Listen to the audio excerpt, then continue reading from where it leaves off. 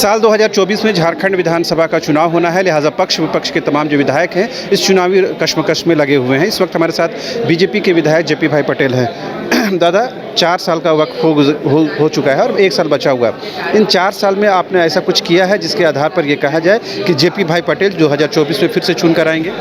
देखिए, निश्चित रूप से निरंतर हम क्षेत्र में हैं, जनता की सेवा में हैं, हम लोग जनता के साथ जुड़े हुए हैं और क्षेत्र में रह के ही हम लोग हमेशा कार्य करते हैं। तो निश्चित रूप से वहाँ की जनता का निर्णय अभी तो हमारे पक्ष में रहा है। अब अभी तो 24 आना बाकी है, लेकिन हम तो हैं, विधायक है, क्षेत्र में घूर रहे हैं। हम पूरे भरोसे के साथ कह सकते हैं कि वहाँ की जनता पुनः मुझे चुनेगी। अभी पुष्पा देवी से बात हो रही थी, आप ही के विधायक हैं, कह रही थी विपक्ष में होने की वजह से हम लोगों को कामकाज पूरा करने में अड़चन डाला जाता है, विपक्ष का काम सरकार नहीं कराने देती है।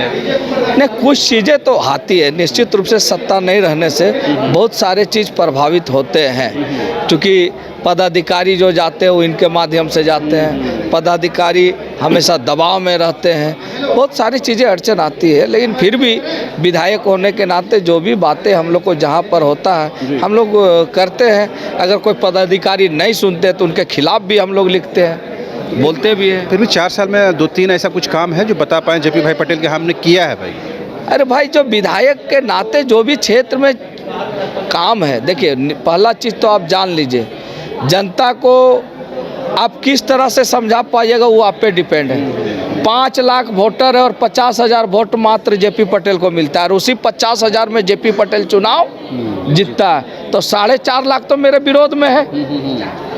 लेकिन फिर भी जितना होता है हम लोग संतुष्ट करने का कोशिश करते हैं। और आज निरंतर 3 बार, चाहे जयप्रकाश भाई पटेल बीजेपी का उम्मीदवार हो, चाहे जेएमएम का उम्मीदवार हो, जयप्रकाश भाई पटेल चुनाव जीता है। मतलब ये आपका वोट जो है वो व्यक्ति करे, आपके नाम पर पड़ता है, आपके परिवार के नाम पर पड़ता है, पार्टी के नाम पर नहीं, पार्टियों के नाम पर भी है, लेकिन कहने का मतलब है मैं जिस दल से लड़ा हूँ चुनाव में जीता हूँ। दादा, आपको कॉन्फिडेंस है ना कि हम जिस दल में जाएंगे जीतेंगे? तो हम नहीं, अभी तक तो इतिहास रहा है, आगे भी रहेगा। 2014 में मोदी जी का लहर था झारखंड में, मैंने उस लहर में भी चुनाव जीता हूँ। 2019 में भारतीय जनता पार्टी सत्ता से चली गई, हमारे 25 विधायक चुन के आए, लेकिन फिर भी इतिहास में पहली बार हमने मांडू विधानसभा में कमल खिलाने का काम किया। अगर इस बार तो आप तो ज़्यादा पोस्ट के साथ सचेतक हैं और पार्टी में वजन बढ़ा है, आपका कद बढ़ा है, तो ये लगता है कुछ फैक्टर होगा? देखिए, सचेतक जो पद है ये जनता को प्रभावित करने वाला पद नहीं है। आपको कहने के लिए है, कहने के लिए है। पार्टी का ये है कि भाई पार्टी ने सम्मान दिया है, बस। जनता से बहुत ज़्यादा इस पद को ताल्लुकात नहीं है। जनता का ताल्लुकात होता है जब आप कोई विभाग के मंत्री हो या फिर कोई बोर्ड निगम के अध्यक्ष हो जो सीधे काम करा सके। और एज एमएलए जो जनता हमको मदद करती है, जनता जो भी काम लेके आती है हम कोशिश करते हैं, प्रयास करते हैं, हम काम करते हैं। अगर जेपी जी इस बार थोड़ा मुश्किल होगा, 32 आने के बाद आपके लिए थोड़ा जनता को समझाना मुश्किल होगा। सरकार तो कह रही है कि हमने जो वादा किया पूरा कर दिया। 32 के समर्थन में हम लोग नहीं है क्या है?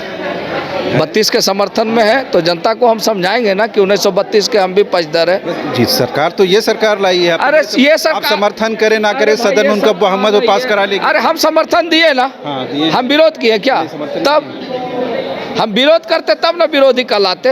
भारतीय जनता पार्टी का सभी विधायक 1932 के पक्ष में सर्वसम्मत से हाथ ये करके पिछला बार हम लोग ध्वनि मत से पारित करके भेजे थे। और जो भी बहालियां पहले हुआ था, अर्जुन मुंडा जी के समय में, बाबूलाल जी के समय में, वो किस नियम के तहत बहाली हुआ था? उस समय भी बिहार का नियम जो 1932 था वही के तहत हुआ था। तो बात खत्म है। हम लोग समर्थन में शुरू से रहे, आज भी है। एक आखिरी सवाल, आप पूरा कॉन्फिडेंट है, भरोसा है 2024 में आप रिपीट करेंगे अपने काम की बुनियाद पर? निश्चित रूप से जनता के साथ में रहता हूँ, जनता पर पूरा भरोसा है, पूरा भरोसा है। और जनता ने एक बार नहीं, मैं फिर दोहरा रहा हूँ कि 2005 का चुनाव छोड़ दीजिए, मांडू विधानसभा में ना मेरे पिताजी लड़े थे ना मैं लड़ा था।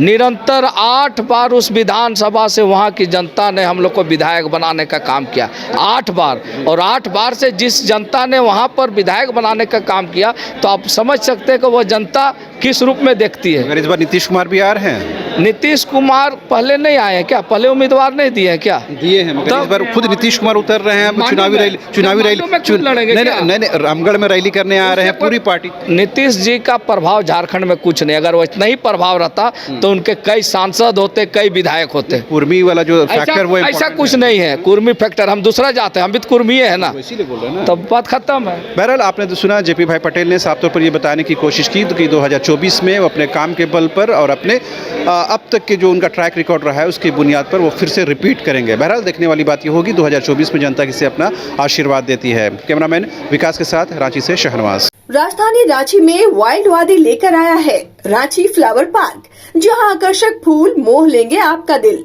रात में आकर्षक लाइट से नजारा होगा रंगीन। परिवार के साथ उठाइए ट्रैम्पोलिन पार्क का लुत्फ। की जगह पर मिलेगा amusement park, zip line, bird park, picnic और कुल्हड़ चाय का भी मजा। Monday to Friday entry fee सिर्फ 200 रूपए और सैटरडे और हॉलीडेज में महज 300 रूपए में भरपूर मनोरंजन। तो आइए वाइल्ड वादी।